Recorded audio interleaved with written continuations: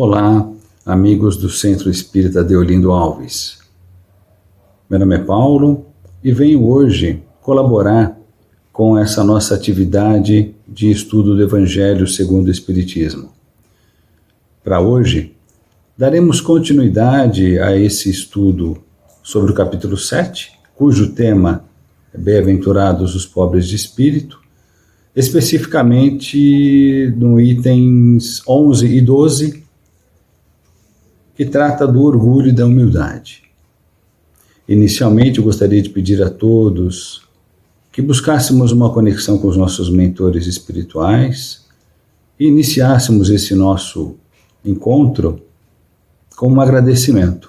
Agradecer ao plano espiritual em geral, que já há muito tempo preparou essa nossa atividade, esteja presente conosco, nos intuindo nas melhores palavras, no entendimento dos ensinamentos que iremos refletir hoje.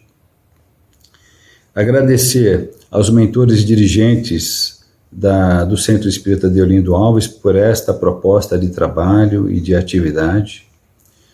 E lembrar sempre que tudo aquilo que nós falarmos hoje aqui não é de nossa autoria.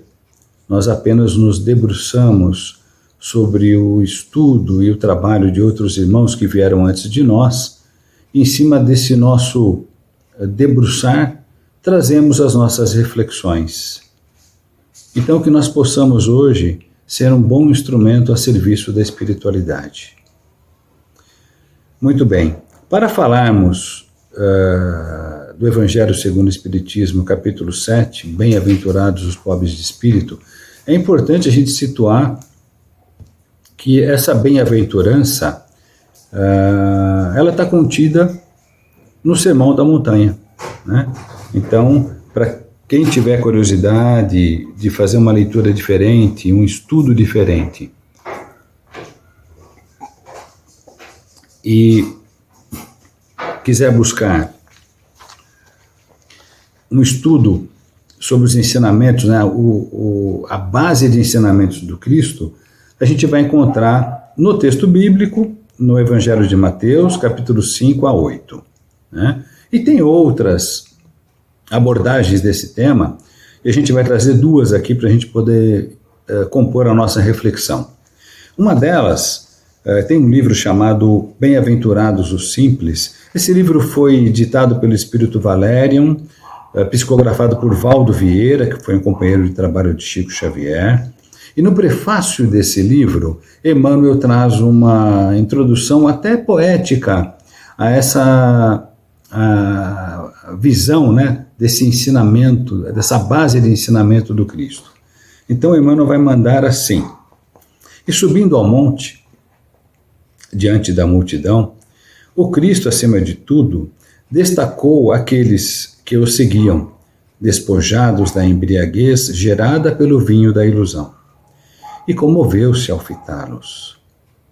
Sim, todos eles estavam pobres, ainda os de cérebro culto e veste impecável, pobres de sutilezas, pobres de artifícios, desarmados de poderes terrestres, destituídos de ambições humanas.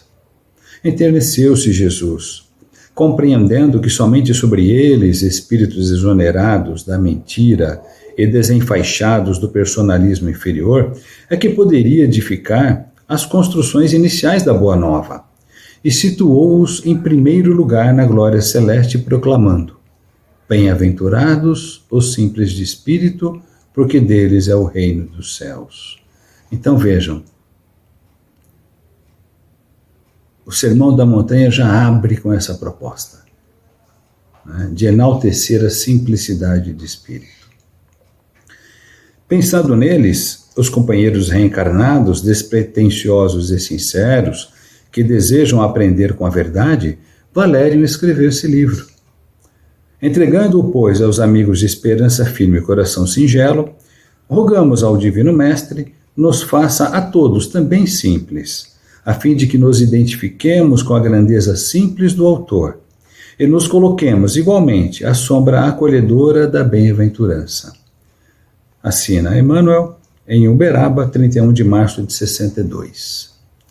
Uma outra abordagem do Sermão da Montanha, dessa vez no livro exatamente com esse tema, O Sermão da Montanha, escrito por Rodolfo Caligares. É um espiritualista que atuou anos 60, 70, até início dos anos 80, no interior de São Paulo. Lá ele discorre item por item do Sermão da Montanha e coloca um comentário, né, elucidativo, de maneira bastante didática. Especificamente sobre essa proposta de bem-aventurados os pobres de espírito, ele vai dizer assim: bem-aventurados os pobres de espíritos, porque deles é o reino dos céus, disse Jesus, iniciando o Sermão da Montanha. Situou assim a humildade espiritual em primeiro lugar entre as virtudes que precisamos adquirir para merecermos a glória das almas redimidas. E aí, por pobres de espírito, na acepção em que Jesus empregou essas palavras, devemos entender aqueles que, aspirando à perfeição e comparando com o ideal a ser atingido o pequenino grau de adiantamento a que chegaram, reconhecem quanto ainda são carentes de espiritualidade. São bem-aventurados porque a noção que têm de suas fraquezas e mazelas fala-os lutar por aquilo que lhes falta, e esse redobrar de esforços leva-os realmente a conseguirem maior progresso espiritual. Então vejam, reconhecer a pobreza de espírito, na verdade, é olharmos de maneira conscienciosa para dentro de nós e observarmos que, se colocarmos o Mestre Jesus como nosso modelo, né, a ser seguido, o quanto nos falta de virtudes para chegarmos próximos do Mestre. É aí que se situa a realidade da nossa riqueza ou da nossa pobreza de espírito.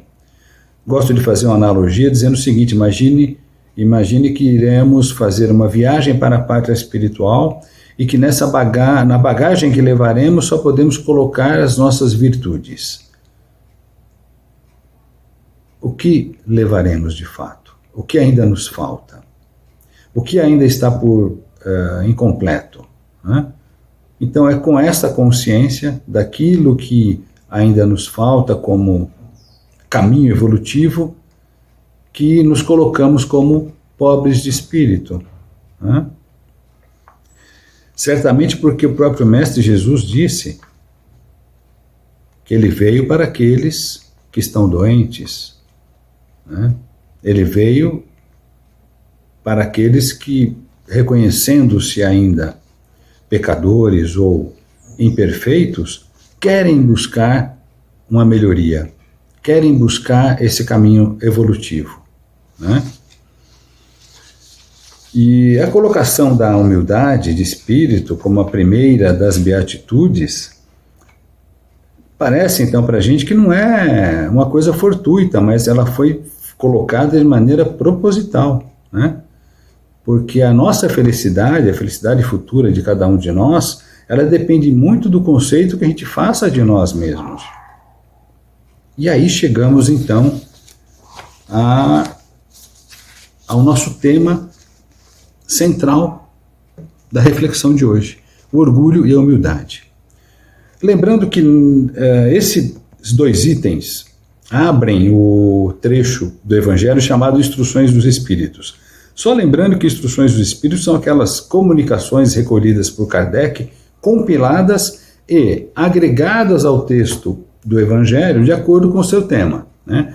E aqui observamos o seguinte: o Espírito que assina essa comunicação, que trata do orgulho e da humildade, chama-se Lacordaire, ele já dá exemplo de humildade na abertura da sua comunicação, porque ele vai dizer assim, que o Espírito Santo me ilumine e me ajude a tornar minha palavra compreensível. Então veja, ele pede ajuda da espiritualidade para que o recado que ele precisa trazer seja bem compreendido. Já é um exemplo de humildade. Né? E aí ele vai tratar então do orgulho e da humildade, colocando a humildade como uma virtude que nós ainda esquecemos ou disfarçamos, fingimos que a possuímos, mas de fato não a possuímos ainda.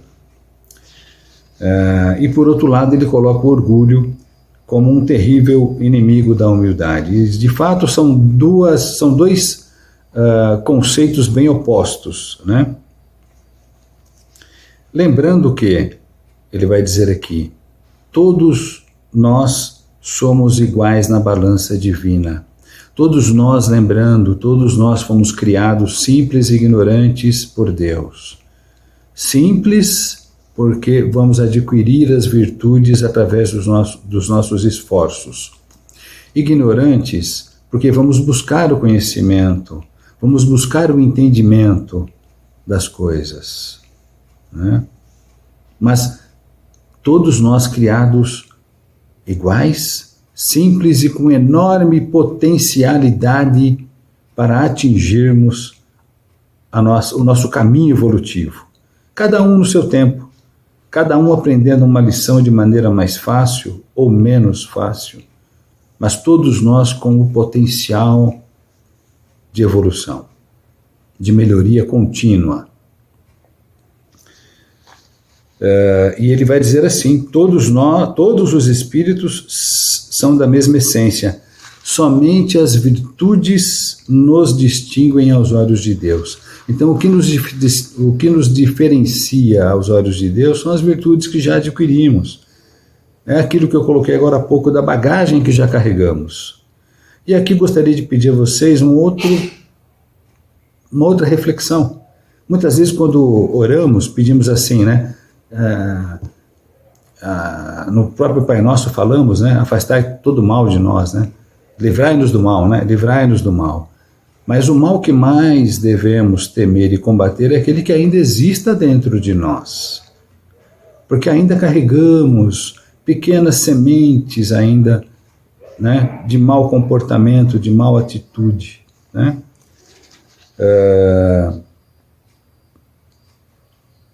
E aqui Lacordaire, então, fecha nos fazendo um chamamento, né? Ele vai dizer assim, despertai, meus irmãos, meus amigos, que a voz dos Espíritos vos toque o coração. Sede generosos e caridosos, sem ostentação. Quero dizer, fazei o bem com humildade. Numa palavra, sede verdadeiros cristãos e atingireis o reino da verdade. Muito bem. Então, quando falamos de orgulho e humildade, eu gosto muito de trazer um exemplo, e acho que tem uma parábola de Jesus que ela vai exemplificar bastante esses dois contrapontos do orgulho e da humildade. É a parábola do fariseu e do publicano. Propôs Jesus esta parábola dizendo o seguinte: subiram dois homens ao templo para orar, um fariseu e outro publicano. E aqui já vamos rapidamente só alinhar o entendimento de quem era o fariseu e quem era um publicano naquele tempo.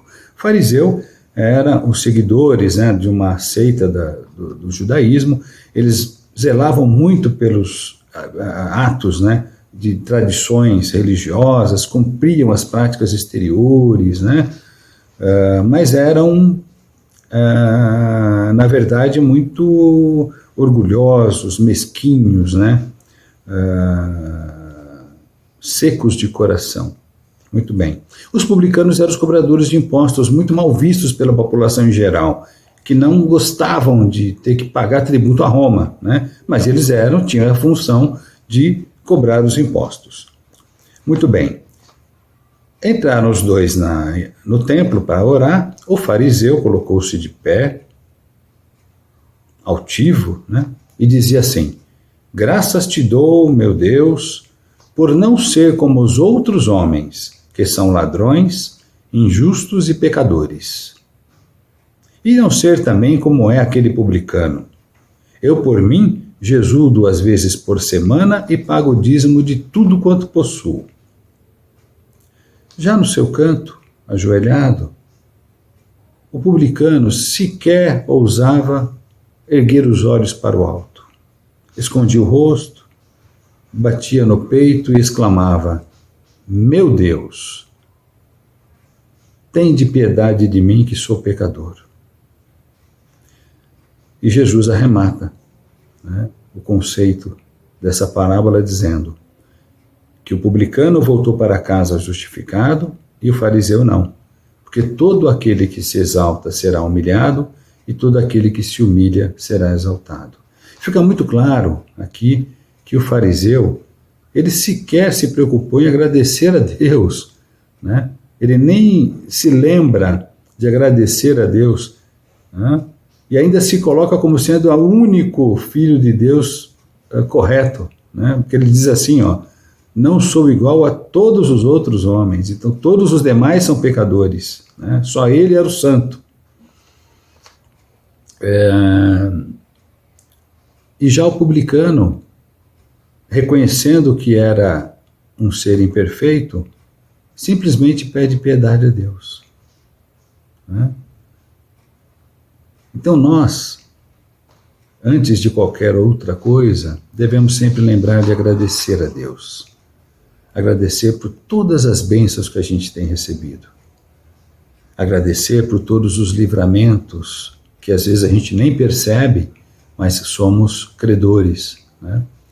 Agradecer por termos, nesta encarnação, tido a oportunidade de conhecer o Espiritismo, o Consolador prometido pelo Cristo. Agradecermos por podermos participar desse banquete que é refletirmos sobre os ensinamentos do Mestre. E, de nossa parte, procurarmos devolver para o universo um pouquinho daquilo que já recebemos, né? De maneira simples, de maneira humilde, de maneira sincera, da forma como a gente possa devolver um pouco daquilo que já recebemos, de todas as bênçãos que já recebemos. Então, meus amigos do Centro Espírita Deolindo Alves, é com essa proposta de refletirmos sobre o ensinamento do Mestre, sobre refletirmos, principalmente, quando falarmos então de livrai-nos de todo mal, que a gente busque refletir se dentro de nós existe algo que pode ser melhorado. Existe algo que podemos fazer amanhã ou hoje melhor do que ontem, né? E aí íamos à luta, íamos à prática. Porque Jesus viveu a sua vida dando o exemplo dos seus ensinamentos, com palavras, mas principalmente com as suas atitudes. Muito obrigado a todos por essa oportunidade. Em breve, quem sabe, a gente se vê novamente. Uma boa noite a todos. Que fiquemos todos na paz do Mestre Jesus. E até uma próxima.